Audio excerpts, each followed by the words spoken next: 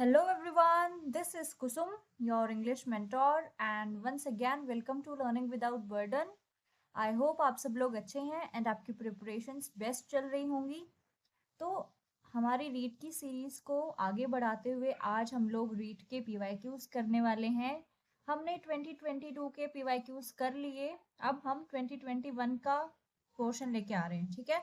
सो ये जो आपका क्वेश्चन पेपर है जिसमें मैं आपको इंग्लिश पोर्शन सोल्व करवाऊंगी, ये 2021 में आया था लेवल 1 में।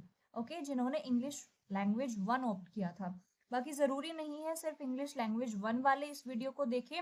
This video is going to be really helpful for all the aspirants who will choose English as language 2, HTAT, CTAT, CET or any kind of competitive exam where English will be asked. ये video आप सबके लिए helpful रहने वाला है, लेकिन ये PYQs language 1 के हैं। So without any further delay, let's start our video. पहला क्वेश्चन आपसे क्या कहता है? पहला क्वेश्चन आपको कहता है she speaks English fluently. The correct passive form of the sentence will be. अब इसमें क्या बताया है, एक सेंटेंस दिया है आपको, शी स्पीक्स इंग्लिश फ्लुएंटली, इसको पैसिव फॉर्म में चेंज करना है आपको। स्पीक से क्या पता लग गया? देखो, मैंने आपको एक रूल बताया है, जो पैसिव वॉइस होती है वो और नरेशन, ये इन दोनों में बच्चे बहुत ज्यादा कंफ्यूज हो जाते हैं। तो नरेशन में तो टेंस चेंज कभी भी नहीं होता है, सॉरी, पैसिव वॉइस में कभी भी टेंस चेंज नहीं होता है, लेकिन नरेशन में हमेशा टेंस चेंज हो जाता है। अगर प्रेजेंट है तो प्रेजेंट से पास्ट बन जाता है, पास्ट है तो पास्ट से परफेक्ट बन जाता है। लेकिन अगर पैसिव वॉइस है, टेंस प्रेजेंट में है तो प्रेजेंट में ही रहेगा, पास्ट में है तो पास्ट में ही रहेगा, परफेक्ट में है तो परफेक्ट में ही रहेगा। अब देखो एस आ गया, स्पीक है आपकी मेन वर्ब। अब मेन वर्ब के साथ आपका एस या ई एस लग गया तो क्या पता चला, हमें प्रेजेंट में टेंस है, प्रेजेंट में है, वॉइस चेंज करनी है, वॉइस में कभी भी टेंस चेंज नहीं होगा। एस या ई एस मेन वर्ब के साथ हमें क्या शो कर रहा है कि प्रेजेंट टेंस है। तो जहां पर भी प्रेजेंट टेंस के अलावा और कोई भी टेंस है ऑप्शंस में, उसको कट कर दो। हैज बीन परफेक्ट है, कट कर दीजिए। वॉज स्पोकन पास्ट है। अब एक ही बचा, दो ऑप्शन बचे आपके पास, English is being spoken, English is spoken. अब देखो, इज बीइंग कहाँ पर लगता है? आईएनजी हटा करके, जब कॉन्टिन्यूअस टेंस होता है ना, मान लो ऐसे बोलता है ये question, she is speaking English, तो उसमें स्पीकिंग का आईएनजी हटा करके बीइंग लग जाता। तो कंटिन्यूअस टेंस में क्या होता है, आईएनजी हटा करके बीइंग लग जाता है, तो ये कॉन्टिन्यूअस टेंस में लगता है। तो प्रेजेंट कॉन्टिन्यूअस टेंस होता तो ये वाला ऑप्शन सही होता। अगर होता शी इज स्पीकिंग इंग्लिश इनफ्लुएंटली या फिर फ्लुएंटली, तो हो जाता English is being spoken by her fluently. लेकिन ये प्रेजेंट कॉन्टिन्यूस में नहीं है, ये प्रेजेंट इंडेफिनिट में है, तो हमारा पैसिव वॉइस भी प्रेजेंट इंडेफिनिट में ही होगा, English is spoken by her fluently. Okay, so option number C would be the correct answer for this question. I hope this one is clear to all of you. अब next question पर चलते हैं। Next question आपसे क्या कहता है, which question is correct in its structure. आपको चार ऑप्शंस दिए गए हैं, चार आपको स्ट्रक्चर दिए गए हैं, ये बताना है इस क्वेश्चन में आपको इन चारों में से कौन सा ऑप्शन बिल्कुल सही स्ट्रक्चर फॉलो करता है। सब में डिड है, तीन ऑप्शंस में डिड है, एक में हैड है, यानी कि पास्ट टेंस है सारे। अब देखते हैं क्या क्या रूल लगते हैं। Why did she write the letter, चलो ये तो सही है। Why did she wrote the letter, अगर आप मेरी वीडियो स्टार्टिंग से देख रहे हैं, मैंने रूल बताया है, डू डज डिड, आपको याद हो जाएंगी सारी चीजें, बस आप सीरीज के साथ बने रहिए। डू डज डिड टू और मॉडल्स जितने भी होते हैं, इनके साथ हमेशा वर्ब का फर्स्ट फॉर्म लगता है। डिड है यहाँ पर डिड है, डिड के साथ तो राइट आ गया, फर्स्ट फॉर्म है, ये सेंटेंस तो बिल्कुल सही है। Why did she wrote the letter, wrote क्या है, राइट की सेकेंड फॉर्म है, राइट रोट रिटन। अब डिड के साथ सेकेंड फॉर्म कैसे आ सकती है, बी टू कैसे आ सकता है, मैंने ऑलरेडी रूल बता दिया। Do does did to modals के साथ वर्ब का फर्स्ट फॉर्म आएगा, सेकेंड ऑप्शन में डिड के साथ वर्ब का सेकेंड फॉर्म ले आए ये, तो ये ऑप्शन आपका बिल्कुल गलत हो जाएगा। थर्ड ऑप्शन में भी देखो, डिड के साथ रिटन आ गया, वर्ब का थर्ड फॉर्म आ गया, जबकि डू डज डिड के साथ सिर्फ वर्ब का फर्स्ट फॉर्म लगता है, तो ये ऑप्शन भी आपका गलत हो जाएगा। और एच फैमिली जो होती है ना, हैज हैव हैड के साथ हमेशा क्या लगता है, वर्ब का थर्ड फॉर्म लगता है। अब देखो इसमें सेकंड फॉर्म लगाया है, why had she wrote the letter, अगर रिटन होता तो ये बिल्कुल सही हो जाता, क्योंकि हैज, हैव, हैड के साथ वर्ब का थर्ड फॉर्म लगता है। ठीक है, परफेक्ट टेंस में हमेशा वर्ब का थर्ड फॉर्म लगता है, तो इसमें हैड के साथ सेकेंड फॉर्म आया है, वर्ब का थर्ड फॉर्म नहीं है, तो ये ऑप्शन भी आपका गलत हो जाएगा। इन चारों में से सिर्फ एक ही सेंटेंस का स्ट्रक्चर सबसे सही है, जो कि है Why did she write the letter? क्यों? क्योंकि इसमें डिड के साथ वर्ब का फर्स्ट फॉर्म आया है, बाकी में किसी के साथ सेकेंड फॉर्म आया है, किसी के साथ थर्ड फॉर्म आया है, किसी में परफेक्ट के साथ सेकेंड फॉर्म आया है। तो ये तीनों सेंटेंस आपके गलत है, only first sentence is correct. Okay, so A will be the right answer for this question. I hope this is clear. आगे चलते हैं। अब थर्ड क्वेश्चन आपसे क्या कहता है, choose which of the following contains the words beginning with the same consonant sound. आपको हर एक ऑप्शन में दो दो वर्ड्स दिए हैं, इनकी आपको प्रोनाउंसिएशन देखनी है और ये देखना है सेम साउंड कौन से वर्ड्स में है। शिकागो एंड कोर्स, इसमें तो देखो स की साउंड आ रही है, शिकागो, इसमें कोर्स क की साउंड आ रही है। ठीक है, सो इनमें भी ये स हो गया, ये क हो गया, क हो गया, कॉन्सोनेंट सेम नहीं है, तो ये ऑप्शन गलत हो जाएगा। चैरिश, च की साउंड है, करिश्मा, करिश्मा, ये इसमें क की साउंड आती है, करिश्मा। चैरिश, करिश्मा, ये भी साउंड सेम नहीं है। चाइना, क्रोम, चाइना और क्रोम, च और क, ये भी नहीं है। चेक एंड चेन, इसमें दोनों में च का साउंड आ रहा है, तो this option will B correct. समझ आया ये क्वेश्चन आपको? प्रोनाउंसिएशन के बेस पे क्वेश्चन है, साउंड के बेस पे क्वेश्चन है कि सेम साउंड कौन से वर्ड्स में है। शिकागो, कोरस नहीं है, स और क है। चैरिश, करिश्मा, च और क दोबारा। चाइना, क्रोम, ये भी नहीं है। चेक एंड चेन, इन दोनों में सेम साउंड है, so D option will be the right answer. Okay, I hope this is clear. Next question. अब अगले क्वेश्चन में क्या बोला है, which of the following contains the same vowel sound. इसमें कॉन्सोनेंट साउंड बताना था, इसमें वोवल साउंड बताना है। देखो पढ़ के देखो चारों ऑप्शंस, हुक, ब्रुक, लक। अब अगर लुक होता तो ये ऑप्शन आपका सही हो जाता। कब सही हो जाता? अगर हुक, ब्रुक और लुक होता तो सही हो जाता, लेकिन इसमें तो हुक, ब्रुक और लक आ गया, तो ये वोवल साउंड सेम नहीं है। इसमें देखो विन, वी, सी। अब देखो इसमें सी थोड़ा सा जोर लग रहा है, ये विन, वी, ये इनमें ज्यादा आपको दबाव नहीं देना है, तो ये दोनों तो सेम है, विन, वी, लेकिन ये सी डिफरेंट है, तो ये भी नहीं है। लीक, लेड, लेड या फिर लीड, कुछ भी आप इसको बोल सकते हो, लीड या फिर लेड, लीक एंड ब्रेक, ये भी इनमें तीनों की ही प्रोनाउंसिएशन, तीनों की ही साउंड अलग है, तो ये भी नहीं आएगा। इसको पढ़ के देखिए, कैट, बैट, मैट, सब में ए का साउंड, ए वोवल है, सब में ए सेम ही साउंड कर रहा है, सेम ही साउंड प्रोड्यूस कर रहा है ना, cat, bat and mat.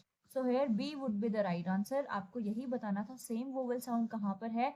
Hook, book और लक ये नहीं है। विन, वी, सी ये भी नहीं है। लेड, लीक, ब्रेक ये भी नहीं है। कैट, बैट, मैट ये बिल्कुल सही हो जाएगा। इसमें तीनों के तीनों वर्ड्स में वोवल का साउंड बिल्कुल सेम है, so B would be the right answer. Okay, I hope this is clear. Let's proceed to the next question. अगला क्वेश्चन आपसे क्या कहता है, which question form is correct in its structure. वही question form बताना है कौन सा सही है। Do you go to college yesterday, do you go to college yesterday, yesterday क्या शो करता है यहाँ पर कि पास्ट टेंस है, भाई पहले की बात है। क्या तुम कल कॉलेज गए थे, तो पास्ट टेंस में या तो डिड आता है, या फिर क्या आता है आपके पास, वर्ब का सेकेंड फॉर्म आता है सिंपल पास्ट में। ठीक है, मैं सिर्फ सिंपल पास्ट की बात कर रही हूँ, या तो डिड आता है या वर्ब का सेकेंड फॉर्म आता है, डू तो नहीं आता है येस्टरडे के साथ, तो पहला ऑप्शन गलत है। Does you go to college yesterday, जब येस्टरडे आ गया तो डज भी नहीं आएगा। डज एक तो वैसे ही गलत है, क्योंकि यू के साथ डज कभी आता ही नहीं है, यू प्लूरल में काउंट होता है, डज एक सिंगुलर वर्ब है। वैसे भी डज तो प्लूरल का, डज तो आपका प्रेजेंट का वर्ब है, जबकि मैंने बता दिया येस्टरडे पास्ट है, तो ये भी गलत हो गया। ये तो दो तरीके से गलत हो गया। Did you go to college yesterday, did you go to yesterday college, ये तो वैसे ही गलत है, क्योंकि इसमें येस्टरडे आपके अदर वर्ड्स जो है ऑब्जेक्ट से पहले आ गया, तो ये भी गलत है। Did you go to college yesterday, इसमें सारे रूल फॉलो हो रहे हैं। डिड के साथ वर्ब का फर्स्ट फॉर्म भी है, येस्टरडे के साथ पास्ट वर्ब भी है, तो ये ऑप्शन आपका बिल्कुल सही हो जाएगा, सबसे सही हो जाएगा। ठीक है, अगला question. The peon open the gate The correct passive form of the sentence will be the peon opened the gate. Passive form बताना है.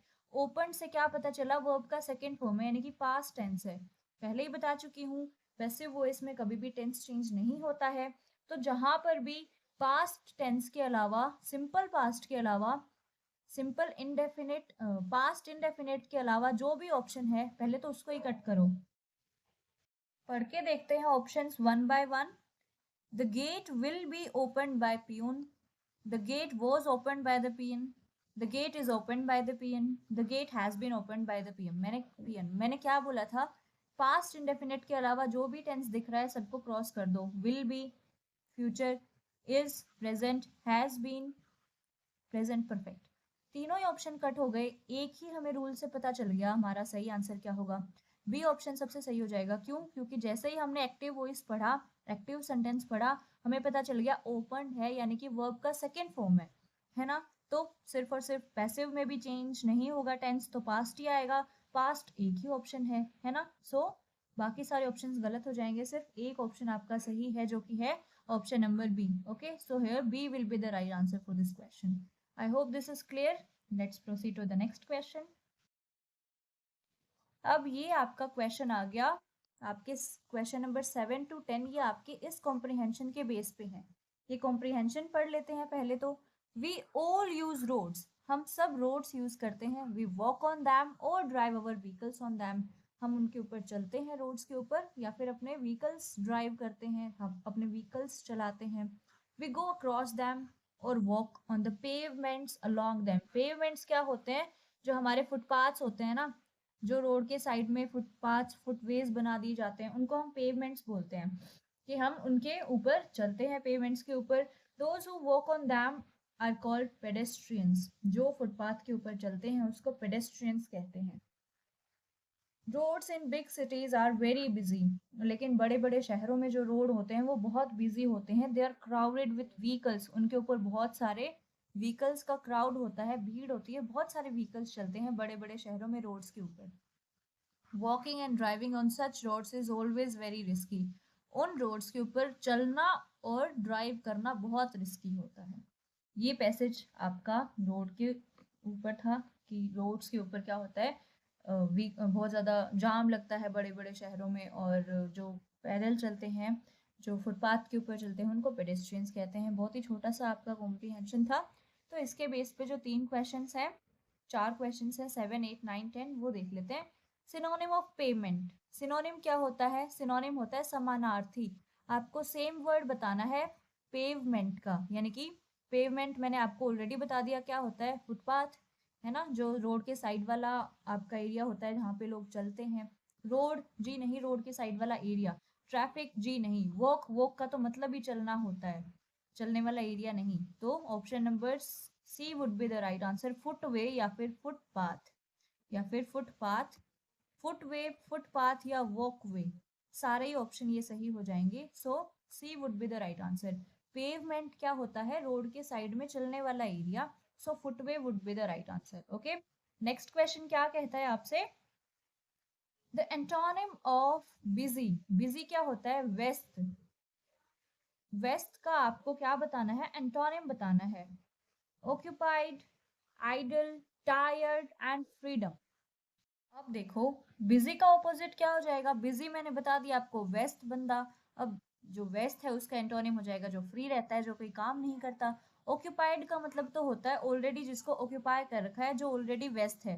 तो ऑक्यूपाई तो इसका सिनोनिम हो गया बिजी का.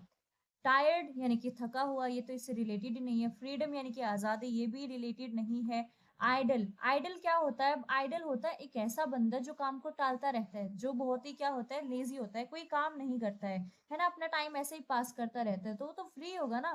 सो बिजी का यहाँ पर एंटोनिम क्या हो जाएगा? आइडल हो जाएगा. ऑप्शन नंबर बी जो है सबसे सुटेबल आंसर है इन चारों ऑप्शंस में से, क्योंकि बिजी क्या हो गया? व्यस्त बंदा जो अपने काम में बिजी है. और आइडल क्या होता है? जो फ्री बैठा है, जो काम को टालता रहता है, जो कुछ नहीं करता है. ठीक है, someone who does nothing. Okay, so idle would be the correct antonym for busy. Okay, B would be the right answer. Let's proceed to the next question. Next question क्या है आपका? Find a word from passage that means the people who walk on a pavement. जो लोग pavement के ऊपर चलते हैं उनको क्या बताया है, क्या कहते हैं, ये तो बता ही दिया था ना मैंने आपको, पेडेस्ट्रियंस, है ना। जो रोड साइड चलते हैं उनको हम लोग क्या कहते हैं, पेडेस्ट्रियंस कहते हैं, है ना। व्हीकल्स नहीं कहते, हॉर्स कैरेजेस भी नहीं कहते, बुलॉक कार्ट्स भी नहीं कहते हैं, ठीक है। जो लोग फुटपाथ के ऊपर चलते हैं, जो रोड के साइड में चलते हैं, उसको क्या कहते हैं, पेडेस्ट्रियंस कहते हैं। ये पैसेज में भी गिवन है। Okay, so C would be the right answer for this question. Next question क्या है आपका, the verb form of noun driving is. अब ड्राइविंग है, ड्राइविंग किससे मिलकर बना है, ड्राइव प्लस आईएनजी ना, है ना। अब देखो वर्ब फॉर्म क्या हो जाएगा ड्राइविंग का, ड्राइविंग का वर्ब फॉर्म क्या हो जाएगा, ड्राइव, अनड्राइव। अब अनड्राइविंग थोड़ी ना है जो अनड्राइव हो जाएगा, ये भी नहीं, ड्राइवर, ड्राइवर तो बंदा ही अलग हो गया, है ना। सो ये भी नहीं होएगा, नन ऑफ दीज भी नहीं होगा। So drive would be the correct verb form of noun driving. क्यों, क्योंकि ड्राइविंग किससे बना है, ड्राइव प्लस आईएनजी से बना है ना। So A would be the right answer for this question. Okay, I hope this is clear. Let's proceed to the next question. इस पैसेज के बेस पे आपके चारों क्वेश्चन कंप्लीट हो गए। अब नेक्स्ट क्वेश्चन किस पर है, नेक्स्ट क्वेश्चन आपका डिफरेंट है। The study of speech sounds is called, one by one हम लोग ऑप्शंस पढ़ लेते हैं। The study of speech sounds is called morphology, etymology, phonology और क्रोनोलॉजी। अब वन बाय वन आपको मैं इनके मीनिंग्स बताती हूँ। क्रोनोलॉजी क्या होता है, अरेंजमेंट ऑफ इवेंट्स और dates in order of their occurrence, कि कौन सा इवेंट कब होगा उसके ऑर्डर को, उसके अरेंजमेंट को हम लोग क्या कहते हैं, क्रोनोलॉजी कहते हैं। ये नहीं कहते कि मुझे तो तुम्हारी क्रोनोलॉजी ही समझ नहीं आई, ठीक है। एटमोलॉजी क्या होता है अब आपका, it is the study of origin and evolution of words, कि जो वर्ड्स हैं आपके वो कहाँ से ओरिजिन हुए हैं, उनका ओरिजिन कहाँ से हुआ है, उनका इवोल्यूशन कहाँ से हुआ है, उसका मीनिंग क्या है, ठीक है। ये आपका क्या होता है, एटमोलॉजी होता है। और मॉर्फोलॉजी क्या होता है, morphology is study of structure, कि उसका स्ट्रक्चर कैसा है, उसका फेस कैसा है, आपके स्ट्रक्चर की स्टडी को क्या कहते हैं हम लोग, मॉर्फोलॉजी कहते हैं। ओके, और आपका नेक्स्ट ऑप्शन जो फोनोलॉजी है वो क्या होता है, that is study of speech sounds. Speech sounds की स्टडी को हम लोग क्या कहते हैं, फोनोलॉजी कहते हैं। अब देखो ये तो है आपके रूट वर्ड्स, ये हो गए आपके क्या, प्रीफिक्स एंड सफिक्स आपने पढ़े होंगे, उपसर्ग प्रत्यय। तो लॉजी का मतलब आपका क्या होता है, जिसके भी पीछे लॉजी लग गया उसका मतलब होता है स्टडी। अब देखो मोर्फोलॉजी, मोर्फो यानी कि स्ट्रक्चर, स्ट्रक्चर की स्टडी करना इज मोर्फोलॉजी। एटमोलॉजी यानी कि किसी भी उसके जो आपके वर्ड्स होते हैं उसका इवोल्यूशन, उसका ओरिजिन के बारे में स्टडी करना इज एटमोलॉजी। क्रोनोलॉजी यानी कि किसी भी इवेंट का आपका जो क्या होता है अरेंजमेंट होता है उसके बारे में पढ़ना, उसके बारे में स्टडी करना इज क्रोनोलॉजी। और आपका स्पीच साउंड्स का स्टडी करना क्या कहलाता है, फोनोलॉजी कहलाता है। So C would be the right answer for this question. Okay, I hope this is clear. Next question पर चलते हैं। ये आपका पैसेज के बेस पे फिर से क्वेश्चन आ गया। ये पैसेज पढ़ लेते हैं जो लास्ट के आपके 12, 13, 14 और 15, जो आपके लास्ट के चार क्वेश्चन हैं वो आपके इसी पैसेज के बेस पे हैं, ठीक है। So the folk dances of Rajasthan are inviting and engaging. अब देखो, देखो जो राजस्थान के फोक डांस है ना वो कैसे हैं, राजस्थान के फोक डांस कैसे हैं, इनवाइटिंग है और इंगेजिंग है।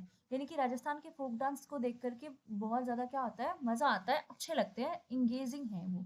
दे are bound to induce you to tap a foot or to along with dancers. उनका डांस देख के लगता है कि उनके साथ ही डांस करना शुरू कर दें। Rajasthani dances are essentially folk dances. Folk dance क्या होता है, वहाँ का, है ना, फोक यानी कि वहाँ का cultural dance. Their origin is in rural customs and traditions।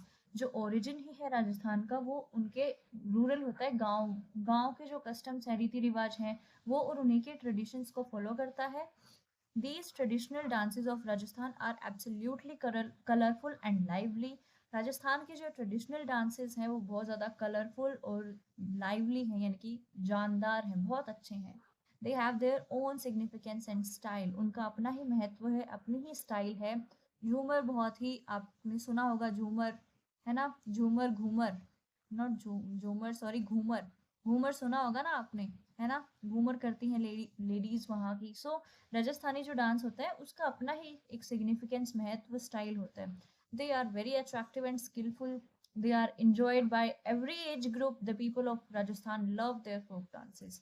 Not only the people of Rajasthan, बल्कि हर एक स्टेट के लोग जो राजस्थान का फोक डांस है उसको बहुत पसंद करते हैं। ठीक है, सो ये पूरा का पूरा कॉम्प्रिहेंशन आपका राजस्थानी फोक डांस के ऊपर ही था। तो चलिए पढ़ लेते हैं आपके क्वेश्चंस। क्वेश्चन नंबर 12 क्या कहता है? The sentence the people of Rajasthan love their folk dance is in. People of Rajasthan यानी कि राजस्थान के लोग उनके फोक डांस से बहुत प्यार करते हैं। ये सेंटेंस आपका कौन से टेंस में है? अगर लव्ड होता तो होता पास्ट टेंस, लेकिन लव है यानी कि प्रेजेंट फॉर्म है तो ये प्रेजेंट टेंस है। और प्रेजेंट भी कौन सा है? सिंपल प्रेजेंट है, सिंपल इंडेफिनिट है क्योंकि कोई हैज हैव हैड नहीं लगा है। सो सिंपल प्रेजेंट टेंस है। प्रेजेंट परफेक्ट भी नहीं है क्योंकि कोई हैड नहीं है यहाँ पे। पास्ट भी नहीं है क्योंकि कोई भी सेकेंड फॉर्म नहीं है यहाँ पर। लव्ड नहीं है। पास्ट परफेक्ट भी नहीं है क्योंकि हैड V3 भी नहीं है। आपका फर्स्ट ऑप्शन बिल्कुल सही होगा। It is a simple present tense because first form है, लव है ना, लव्ड नहीं है। ओके और लव्स क्यों नहीं आया? क्योंकि लव्स आता एस या ईएस कब लगता है? जब सिंगुलर नाउन होता है आपका, है ना, जब सिंगुलर नाउन होता है। लेकिन पीपल एक प्लूरल वर्ड है ना। पीपल हर एक कैटेगरी कास्ट ट्राइब के लोगों को रिप्रेजेंट करता है। So A would be the right answer. Okay, next question is the word inviting and engaging are. अब राजस्थान, अब देखो कैरेक्टरिस्टिक बताइए ना, राजस्थान के फोक डांस कैसे हैं? इनवाइटिंग है और इंगेजिंग है। जब किसी की विशेषता बताई जाती है, जो क्या का आंसर देते हैं, कैसा का आंसर देते हैं, वो आपके एडजेक्टिव्स कहलाते हैं। सो कैसे है राजस्थान के फोक डांसेस? इनवाइटिंग है और इंगेजिंग है ना। So adjective would be the right answer. Adverb पहचानने का आपका क्या होता है तरीका? एलवाई। अगर कहीं पर एलवाई दिख जाए तो वो एक एडवर्ब है। प्रोनाउन क्या होता है? सर्वनाम जो संज्ञा के स्थान पर लगता है। जैसे रिया के स्थान पे लग जाएगा शी, तो शी क्या है, ही क्या है, दे क्या है, ये आपके प्रोनाउन है। तो प्रोनाउन भी नहीं होगा, एडवर्ब भी नहीं होगा। नाउन तो सिंपल किसी वस्तु का नाम, किसी कोई जगह, इन सब चीजों को हम लोग नाम कहते हैं। Name of anything that is noun. लेकिन इनवाइटिंग और इंगेजिंग क्या है? कैरेक्टरिस्टिक्स हैं, उसकी विशेषता बताई है फोक डांस की, राजस्थानी फोक डांस की, कि राजस्थानी फोक डांस कैसा है, इनवाइटिंग और इंगेजिंग है। So adjective would be the right answer. Okay, next question. अगला क्वेश्चन आपसे क्या कहता है? Which of the following phrase has a determiner in it. मैंने आपको पिछली क्लासेस में बताए हैं डिटर्मिनर्स क्या क्या होते हैं। डिटर्मिनर्स का एक टाइप होता है आर्टिकल्स, एक होता है पोजेसिव्स, एक होता है आपका क्वांटिफायर्स, डेमोन्स्ट्रेटिव्स। बहुत सारे टाइप के आपके डिटर्मिनर्स होते हैं। इस यहाँ पर आपको इसी से काम चल जाएगा इन ऑप्शंस में। ए एन और द। ए एन और जो द आर्टिकल होते हैं वो डिटर्मिनर्स के अंदर ही आते हैं। सो कहीं पर देखो द दिख रहा है आपको, ये देखो आर्टिकल द दिख गया आपको, तो इसी ऑप्शन में क्या है? डिटर्मिनर है। और तो कस्टम्स एंड ट्रेडिशंस एंड, ये तो क्या है आपका कंजंक्शन है ना। Colourful and lively, attractive and skilful, इन तीनों ऑप्शंस में कहीं पर भी डिटर्मिनर नहीं है। हाँ इसमें है, फोर्थ ऑप्शन में द। और द कौन सा डिटर्मिनर है? आर्टिकल डिटर्मिनर है, आर्टिकल है। Okay, so D would be the right answer. The में क्या है? डिटर्मिनर है। आज की हमारी क्लास का लास्ट क्वेश्चन क्या कहता है? द वर्ड राजस्थान इज, मैंने आपको पिछले से पिछले क्वेश्चन में बताया था, name of anything. Name of anything is a, name of anything is a noun. किसी भी चीज का नाम क्या होता है? संज्ञा होता है। राजस्थान क्या है? स्टेट है, स्टेट का नाम ही तो है ना Rajasthan. So this is a noun. लेकिन ये बताना है कि कौन सा नाउन। अब ऑप्शन में दिए तो सारे नाउन ही हैं। अब आपको ये बताना पड़ेगा कि नाउन का कौन सी टाइप की नाउन है। कॉमन नाउन तो क्या होता है? जैसे बॉय हो गया, गर्ल हो गया, कैट हो गया, डॉग हो गया, ये तो आपके कॉमन नाउन हो गए। प्रॉपर नाउन क्या होता है? प्रॉपर किसी चीज का नाम, वो होता है प्रॉपर नाउन। तो राजस्थान किसके अंदर आ जाएगा? प्रॉपर नाउन में आ जाएगा। कलेक्टिव क्या होता है? यानी कि समूह, जैसे कि फैमिली हो गया, है ना, ग्रुप हो गया, ये क्या आते हैं आपके कलेक्टिव नाउन में आते हैं। अब्स्ट्रैक्ट नाउन में आपकी कैरेक्टरिस्टिक शो होती है, जैसे कि स्वीट हो गया, है ना, ब्यूटीफुल हो गया, है ना, ये आपके अब्स्ट्रैक्ट नाउन में आते हैं। सो राजस्थान क्या है? किसी जगह का नाम है, एक स्टेट का नाम है। तो जिस भी नाउन में नाम आ जाए किसी चीज का तो वो प्रॉपर नाउन होता है। सो B would be the right answer. Option number second is correct option for this question. Okay. I hope आपको आज की क्लास के सारे क्वेश्चन समझ आ गए होंगे. अब आप मुझे कमेंट्स में बताइएगा कि आपके आउट ऑफ दीज 15 क्वेश्चंस कितने मेरे एक्सप्लेनेशन से पहले सही थे. ठीक है. So thank you so much for watching this class and अगर आप नए हैं ऑन दिस चैनल तो subscribe to it and thank you so much for watching the class till the and.